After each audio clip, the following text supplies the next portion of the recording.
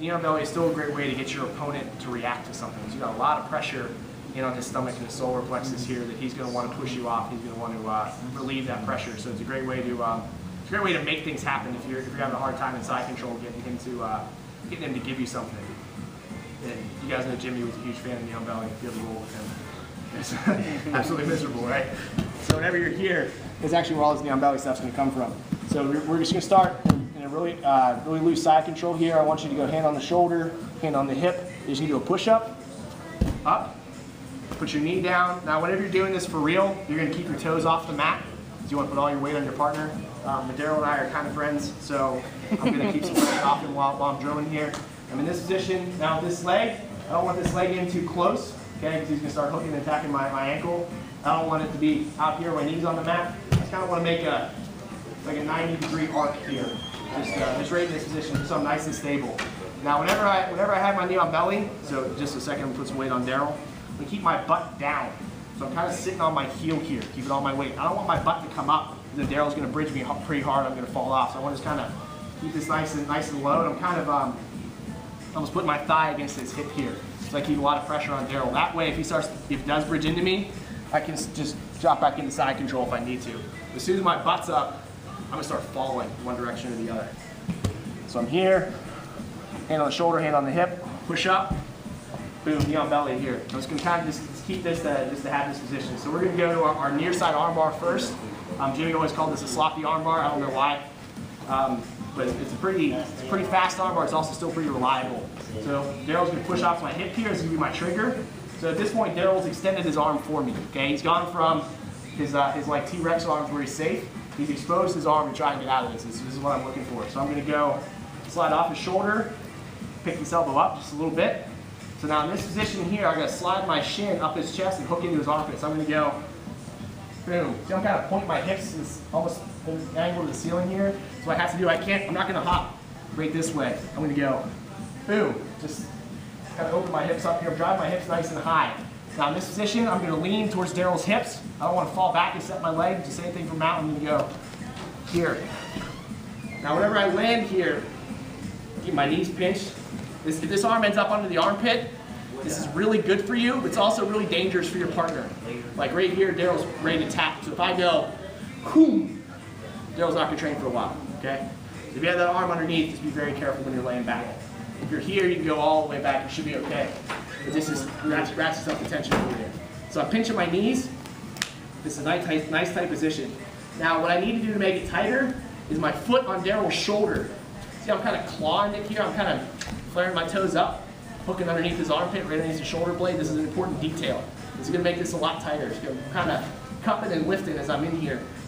So it kind of makes it hard for him to flatten his shoulder out, which makes it hard for him to turn towards me. As long as that shoulder's up a little bit, he can't turn in. You want to turn to me, Daryl? It's very difficult for him here. I have a lot of time to work. So in side control, hip and shoulder, push up, knee on belly. You push the hand on the thigh, hand on the hip, doesn't matter. Just grip underneath, pull this elbow up. Okay? And from here, you're going to open your hips up this way.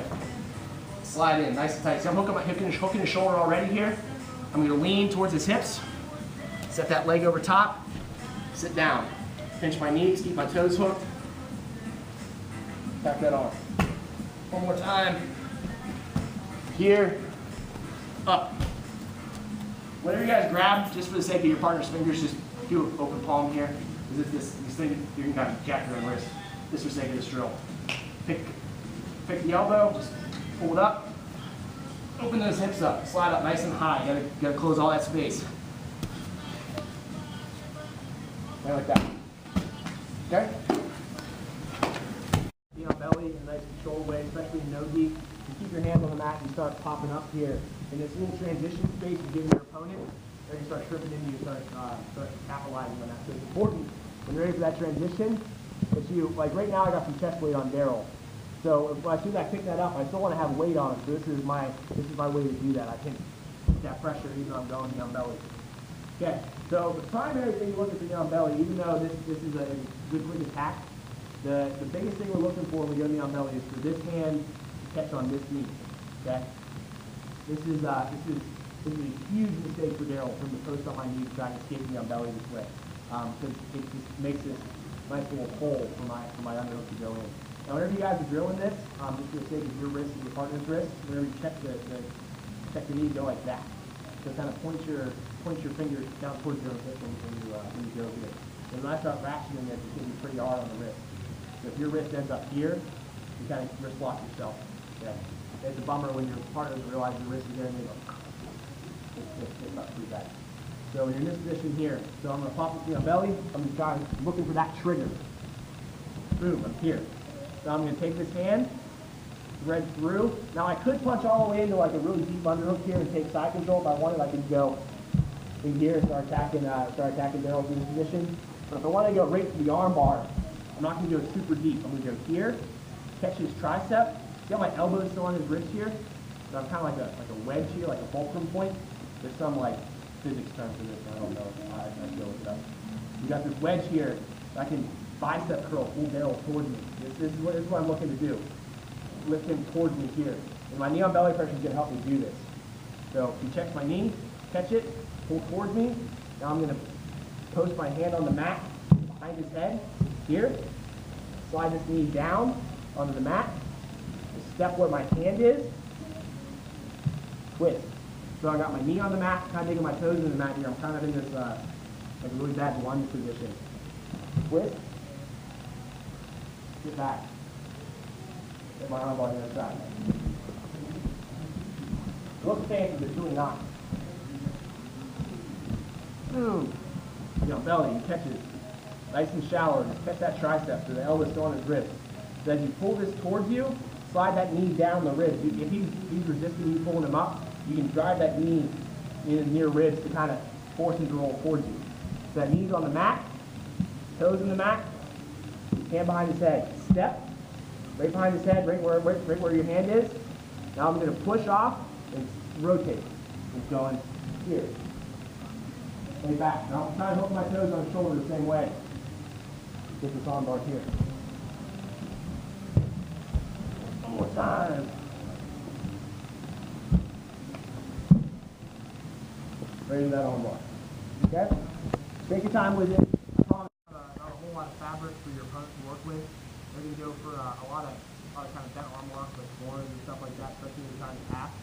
So in a scramble sometimes, you'll be coming out of half guard here. You'll be coming out of half guard here, and Daryl will have a Kimura grip. Okay? Now this can be a pretty nasty situation, especially if he gets me locked in here. This can be a game over for me. You start putting my foot in my head, I'm going to attack. But for Daryl, this Kimura is only effective if he has some sort of guard. Okay? If he's in this position, I'm in side control. I got my knees completely clear to his legs. I've actually got an arm bar here. Like I said, I know some of you guys have probably seen this. What I'm going to do, I'm going to hop up, rotate, just come into this. Okay? Same movement we were just doing, except my arms trapped. So Daryl's got this Kimura grip. I'm just going to grab my own chest here. Okay? Pop up, rotate, hit my arm bar. Alright? This is like Matt Hughes and GSP. That's their first fight way back in the day. I actually taught Matt Hughes this arm bar. That's how I beat GSP. I was like, yeah, you should look for this. So we're here, okay? So I'm not in Daryl's guard. That's the important thing here. If I'm wrapped up in guard and this Kimura's going in, I just need to think about defending and protecting myself. But if I'm out in side control here, I want to move for this before it gets past my wrist. If this gets behind me, it's going to be a bad situation. I'm better off kind of rolling out of this and trying to escape at this point. My hand has to be in front of my body, so grab your ribs or something here. Come up, circle, come into this arm bar. Same arm bar we were doing, just a little different setup. Alright?